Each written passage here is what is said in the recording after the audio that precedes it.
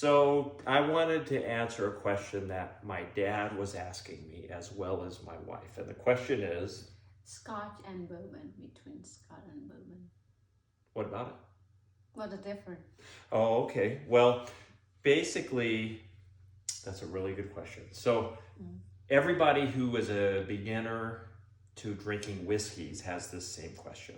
And the main difference is Scotch is made in Scotland Oh, okay. and bourbon is made in the United States. So you can't make a bourbon in Scotland, and you can't make a Scotch in the United States. Even if you use the same recipes and distill them the same, they actually have to be made there. Okay. So like, so I have a couple of different types of Scotch here. Buchanan's. That name probably sounds familiar. Yes. And then Last name. Glenlivet. So these are two different types of Scotch. This is a blended Scotch, and this is a single malt Scotch. Do you know what the difference is? No. So what they do is they have these businesses that distill the whiskeys. So if it's a single, all of the alcohol comes from that one distillery. If it's a blended, it can get out the alcohol from multiple distilleries and it blends it together. Okay. So this is a blended and this is a single. Okay. The same thing kind of applies to whiskeys, bourbon whiskeys. You can get blended whiskeys or you can get single barrel whiskeys even that came from one particular barrel. And so, you know, there's a lot of variations, but single versus blended in Scotland usually means it comes from one distillery versus several different distilleries. In the United States, you got something called small batch bourbons. Yes. And so what they do is they take multiple barrels and they blend it together to get more of consistent flavor. Okay. Because depending on where they take that barrel, these huge warehouses, like you could get a slightly different taste from a barrel that's like on an upper floor than on a lower floor, or depending on how the barrel aged. So they blend it together so that if you get a bottle of this Henry McKenna, for instance, this bourbon, it tastes the same whether you buy, say, the first bottle or the 50th bottle or the 150th bottle. They kind of taste the same. You can get single barrel bourbons where all of the bottles came out of one barrel. So they're going to taste different, a little bit different. Yeah. So that's kind of the thing. Another thing you're going to notice here is whiskey. If you look at it, the Scotland, it's spelled Whisky. Okay. And bourbon whiskeys, they are spelled Wskey. So that's the difference between like a Scotch type whiskey and an American whiskey. As a side note, they have Canadian whiskeys, like Crown Royal. Oh yeah, I heard that. So let me tell you about Crown Royal. So like when you make a bourbon or a Scotch, they got these strict rules that you have to follow. You can't add anything to them. You have to distill the liquor, barrel it, age it, and then what you get is what you get. Yeah, you can mix it with other whiskeys, but you can't add anything to it. You're not supposed to add any colors to it. With Crown Royal, they cheat. With Canadian whiskeys, they're allowed to cheat. They can add more alcohol to it to raise the alcohol. If they don't like the color, they can add coloring to it. So it's kind of like the easy way out. So there's not as much purity in Canadian whiskey as there is in Scotch or bourbon whiskey. So let's try a few. So let's just try this Glenlivet Scotch here. So what Scotch makes Scotch different, besides the fact that it came from Scotland, is what they use to make the alcohol, the type of grain. This is made from barley. It's kind of like a wheat type grain. It's called barley, and it's usually made from malted barley, where the barley gets a chance to germinate somewhat, and then they distill it from that grain, and you get a certain flavor. American whiskeys or bourbons are usually made primarily from corn. Yeah. Corn has a little more sweetness.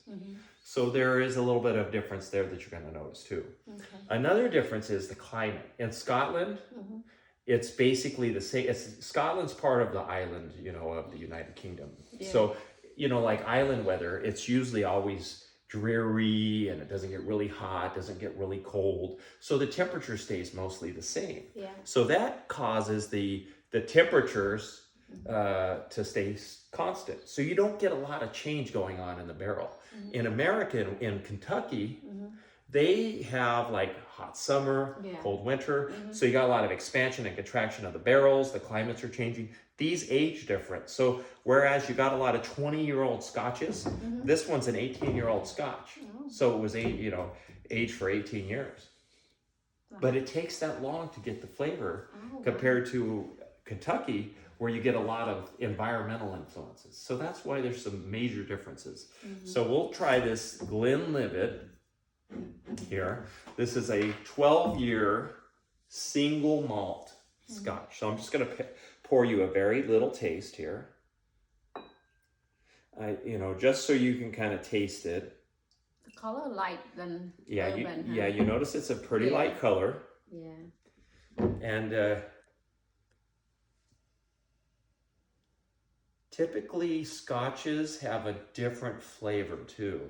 Your bourbons, they have a little bit of cinnamon, a little bit of sweet notes. This is more mossy, more peaty, more grainy.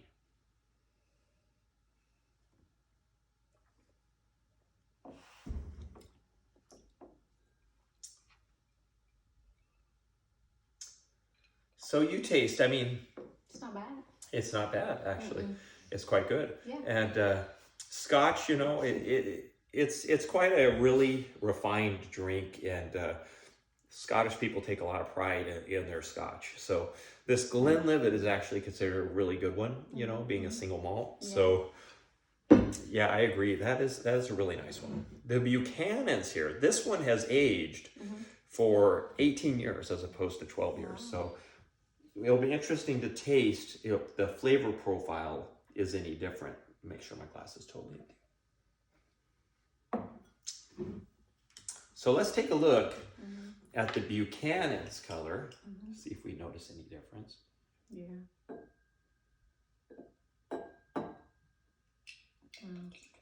That's good. This has a special type of cap that doesn't let you pour. Yeah. It has a little stopper in it that prevents you from pouring. So that has an interesting top. It prevents spilling it. You basically have to turn it vertically in order to get it to come out.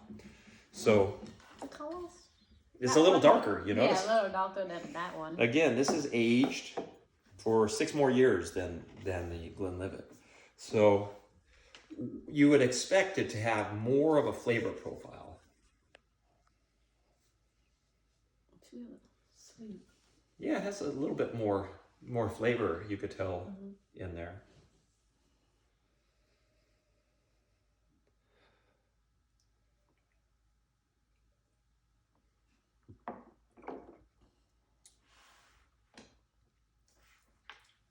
Again, not a lot of burn, right? No, I think I like that one better.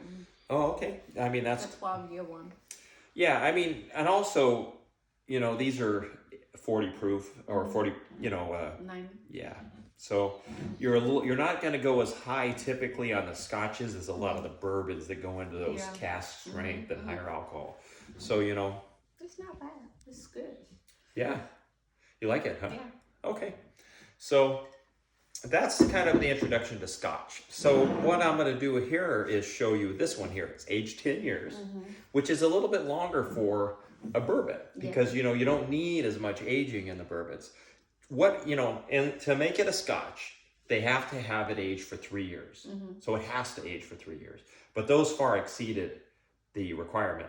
The Glenlivet went 4 times as long, and the Buchanan's went 6 times as long as the minimum age requirement, which is not uncommon. Yeah. If we look at this Henry McKenna here, this particular bourbon here, this won the 2019 San Francisco Spirit Whiskey Contest. So this is actually considered quite a good one. This came out right. It's 100 proof. Notice this is called bottled in bond. So the U.S. government, being that bourbon is actually a a U.S. domestic product only, you can get this labeling called bottled in bond. What's that mean? What that says is the government has certified your warehouses, you know, meet the requirements. Yeah. You have to make it exactly 100 proof. It has to be aged a minimum of 4 years, and you have to have your age statement on there. See, this was aged 10 years. Yeah. So they regulate it. You have to get a government certification in order to be called bottled in bond. And the reason that's there is back during the 20s, during Prohibition, they actually outlawed all liquor, right? You couldn't drink. Yeah. So there was a lot of bootleggers who would make, you know, alcohol. Even Jim Beam, I believe, started as a bootleg operation, illegal. So after Prohibition ended, how did you know if you were getting something that was actually a good product or if you were getting something that could be dangerous? Yeah. Well, bottled in bond was a government certification. When you saw that at that time, it's something that added credibility.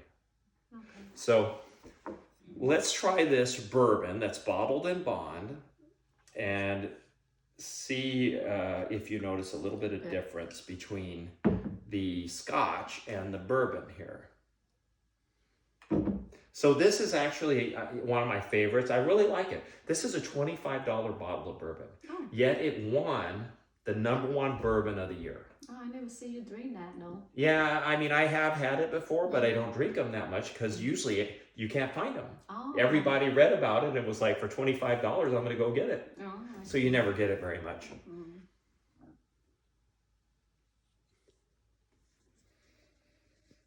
To me, I could smell a little bit of sweeter. You know, the corn being the primary grain definitely adds a lot more sweeter profile to the nose. That may be the taste. Yeah, we'll find out. It is a slightly higher proof too, 100 proof. So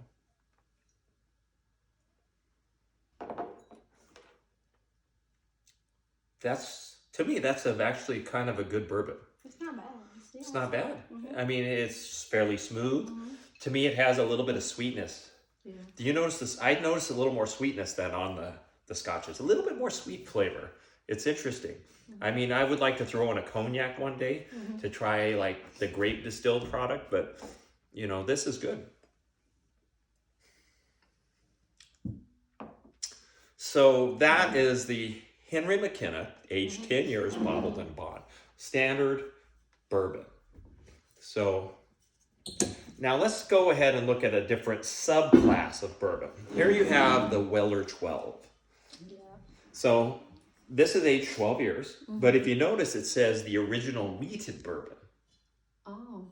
So bourbon has to be 51% corn, but it doesn't specify what the other 49% has to be. Oh. It can be 100% corn, it could be some barley, some rye, some corn, or some wheat. In this case, it's wheat.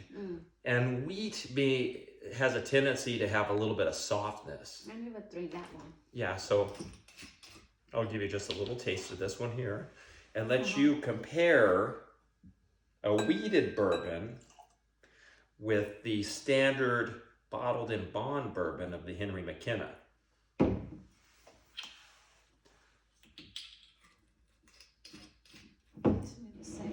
Well, yeah, they're both bourbon, so they're going to be very similar. It's, you know, a lot of similar on the nose.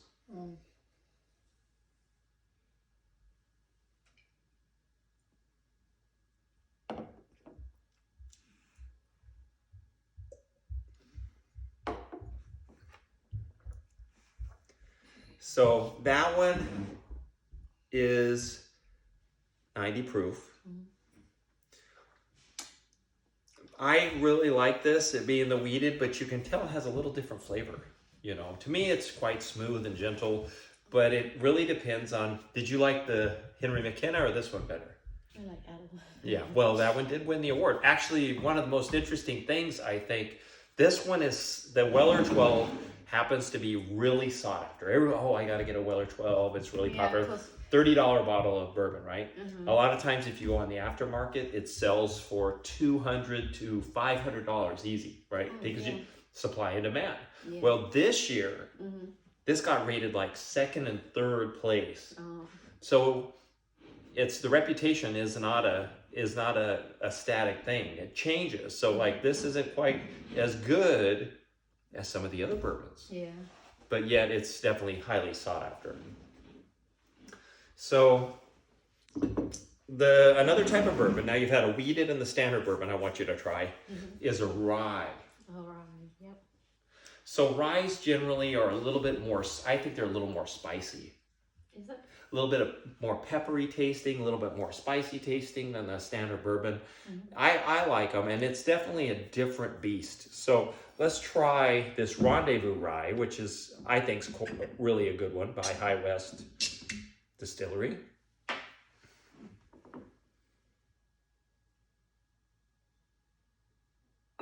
I'll just pour you a little bit there so you can get a little taste.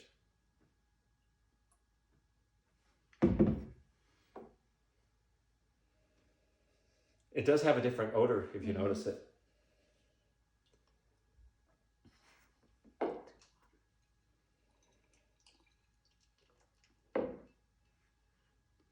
You know, I mean, I really notice like a cinnamony or spicy note in there. Do you notice a little different? It's not, the regular bourbons are a little more tame. This one has a little bit more to it. Little different, difference anyway.